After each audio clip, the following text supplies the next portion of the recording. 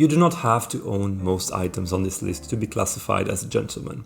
Truthfully, I still have most of them on my shopping list, but it is only with a gentleman of sophisticated taste that you will find most of them. Item number 1, a real overcoat. Now, what do I mean by a real overcoat? What's a fake overcoat? Well, nowadays, if you go to one of the popular fashion brands such as H&M or Zara, you're bound to find the modern coat, which is very short, it stops way above the knee, is usually very thin, has modern designs meant to save up fabric such as very slim lapels, and is most often than not made out of very cheap fabrics such as polyester or a blend perhaps. Synthetics will never keep you warm, and that is why a classic overcoat will be made out of a material such as wool or maybe cashmere, flannel, heavier fabrics that will keep you warm during the winter. They're also longer, which nowadays might sometimes be seen as an impediment, but it shouldn't really be that big of a deal. Plus, it looks more elegant. So get yourself a longer, way past the knee overcoat, and I would even advise you to go for a double-breasted one if possible. Now, two variants that are very dear to my heart are the Chesterfield, which can be seen worn by Roger Moore in this very iconic look,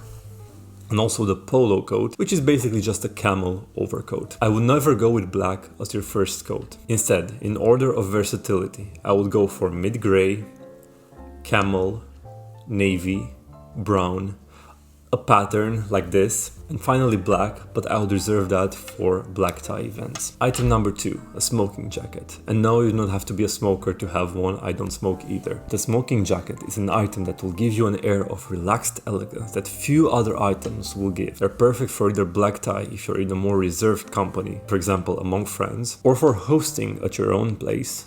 And even when you want to have that aristocratic feel at your own house. And I know most of us are not really living in Downton Abbey, but one can dream, right? An alternative to the smoking jacket is a dressing gown, which is basically just a larger smoking jacket that extends well past the knee. Item number 3, a dinner jacket. And by this I do not mean a simple jacket, I mean the whole ensemble.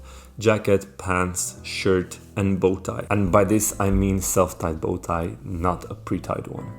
You're not a child. Compared to the first two items on this list, this is an item that every man, in my opinion, should wear. And you might be saying that you're not going to many black tie events. And that's fine. But spending a considerable amount on a black tie, for example $1,000, will get you into the headspace of thinking, okay, I've spent a bunch of money on this, so I should be able to wear it as well. And it will allow you to discover more events in which you could wear such an outfit, because you will be able to network and go to events where other people also own black tie. And if someone is wearing black tie, more often than not, they're an important person, so you would want them to be on your networking list. Also, please never rent a tuxedo, because you can obviously tell if someone is wearing one that is not in the proper fit for them, or one that has certain, let's say, modern aesthetic choices such as notch lapels or two-button clothing. Item number 4, a navy double-breasted blazer. This, maybe not objectively, but at least in my opinion, is the most attractive item that a man can wear.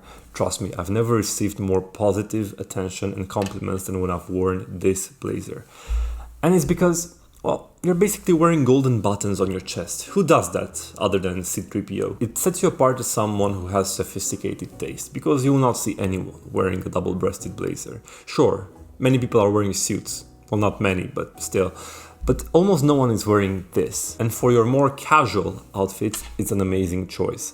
Plus, if you get people to associate you with yachts, you've already won. Our trousers that work perfectly with a navy double-breasted blazer are gray flannel, white cotton, or tan linen or wool, depending on your choice. Item number 5, a pocket watch.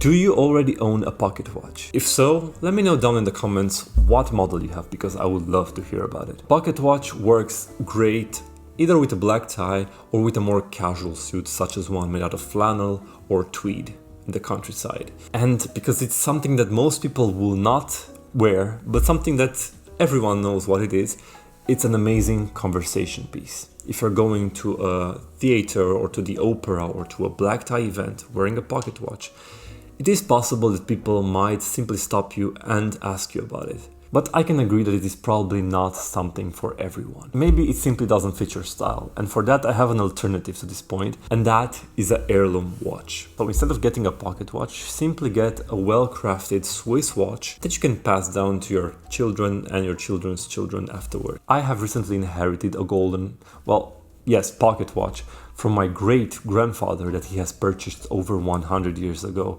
and safe to say it's one of the most amazing gifts that I have ever received. Item number 6, a fountain pen. Now, there's a whole community about fountain pens online. I have recently discovered this, but you do not have to have a whole collection. No, you only need one. And let me tell you why it's amazing to have your own fountain pen. Let's say you're about to close a business deal, and when your business partner or the secretary hands you the papers that you need to sign, you can just say, nope, I have my own. Take out your fountain pen and sign. Now that is a big power move, and it shows people that you are a gentleman who is always ready for anything. Now, your fountain pen could definitely be engraved. That's an amazing choice.